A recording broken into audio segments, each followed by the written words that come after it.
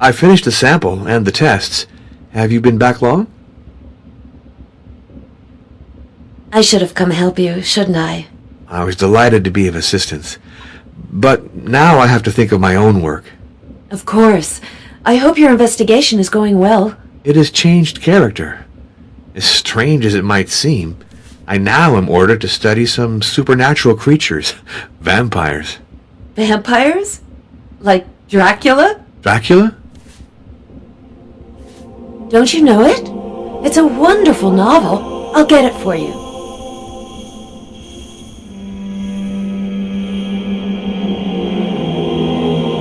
Look at this book.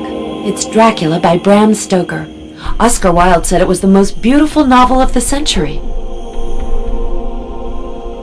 What a massive novel. Let's peruse it to see if there are any interesting parts.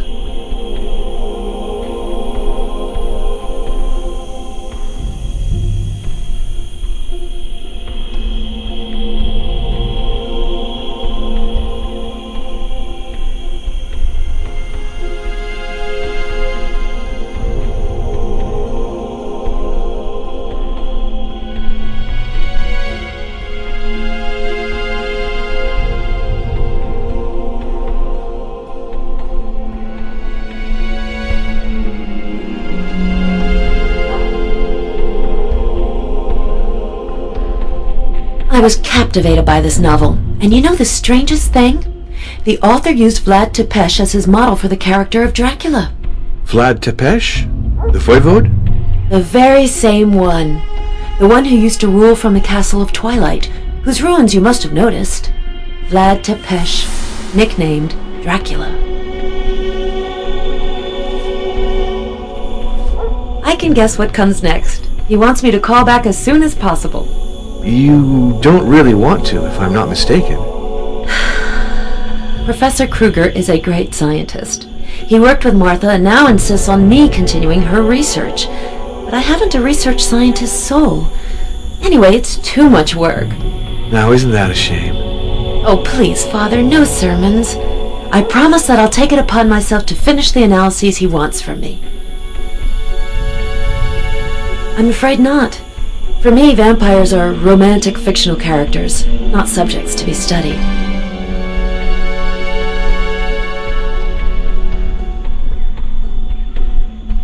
Stoker speaks of this voivode Dracula who earned his nickname attacking the Turks beyond the Great River at the very border of their country.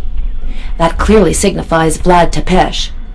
That prince spent his youth as a captive of the Turks. Afterwards, he fought them fiercely. It's been translated into every language, and I've heard that the director, Murnau, is going to do a film version, but I don't know if I will have the opportunity to see the movie. The word has two meanings, devil or dragon.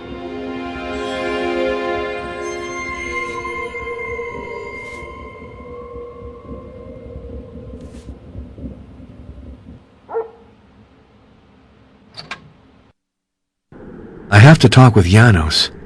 I wonder if he knows that his great hero, Vlad Tepes, served as the model for Dracula, the vampire.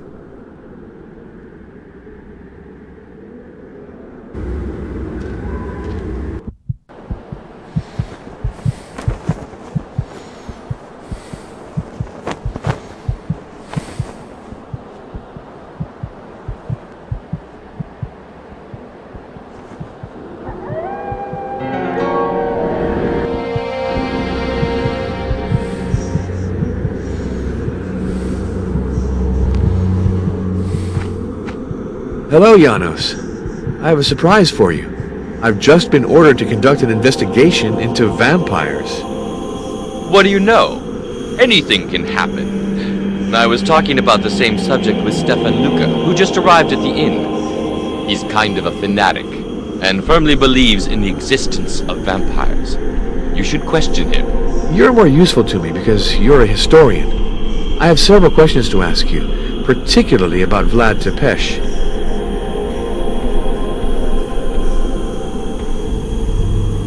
The recognized expert on the subject was Professor Van Bergen. The great Orientalist. The man who crisscrossed Asia for the English Secret Service? The very one. At his death, his superb collection was bequeathed to his successor, Professor Irina Buxov. Speak about her to Stefan Luca. I think he has her number. So Professor Boxoff would be the person to consult? Without a doubt. She possesses remarkable pieces on the subject you are interested in. A manuscript of a biography of Vlad Tepes, in particular. Good. I shall get in touch with her.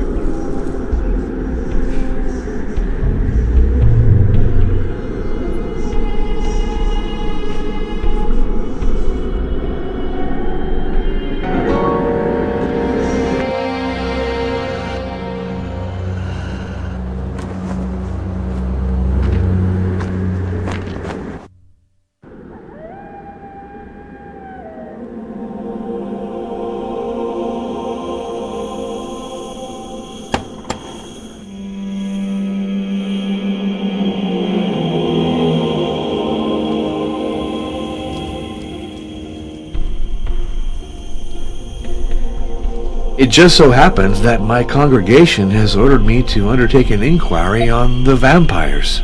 Inquire? We have to fight! Suppose they exist.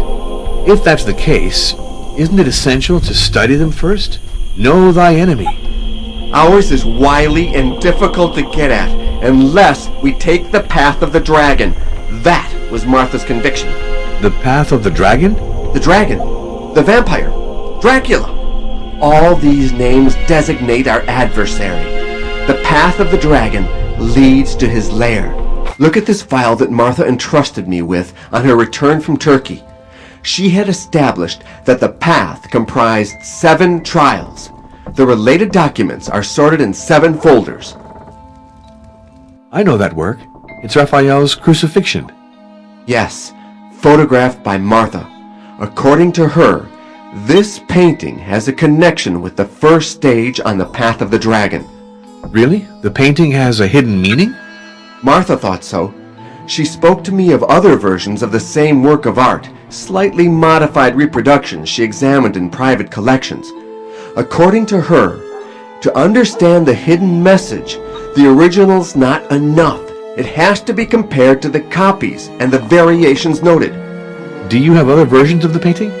Unfortunately not. Martha gave me this file at the beginning of her research, for she feared her papers would be stolen. Afterwards, we had a falling out, and she didn't transmit anything else to me. I'm certainly lacking some essential pieces. We're radically changing style, you could say. This other document is a sketch Martha made of an ancient bas-relief. The inscription is hard to make out. It vaguely resembles Enochian. But the drawing is clear. The figure is slashing his veins. I see the sketch is classified in the first folder with the crucifixion. Is there a connection then between these 2 documents and the first stage of the path? For Martha, there was no doubt about it. Here's a sketch of another bas-relief, from the same place as the previous one. Martha associated it with the second trial. There aren't any other documents? Nothing for the 5 last tests? They're all I have, but I'm sure that Martha found many others, if I'd only been more conciliatory.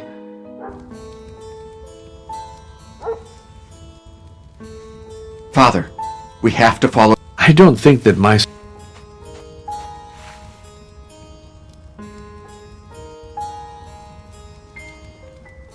Irina Buxov? I tried to contact her, but I was rejected. She's incredibly mistrustful. It's a shame, because I think she knows a great deal about the path of the dragon. Do you have her phone number? Who knows? Maybe I'll be luckier than you. Do you think so? Possibly. You're a priest. That inspires trust. Call 445-827 in Budapest. But whatever you do, don't say you know me.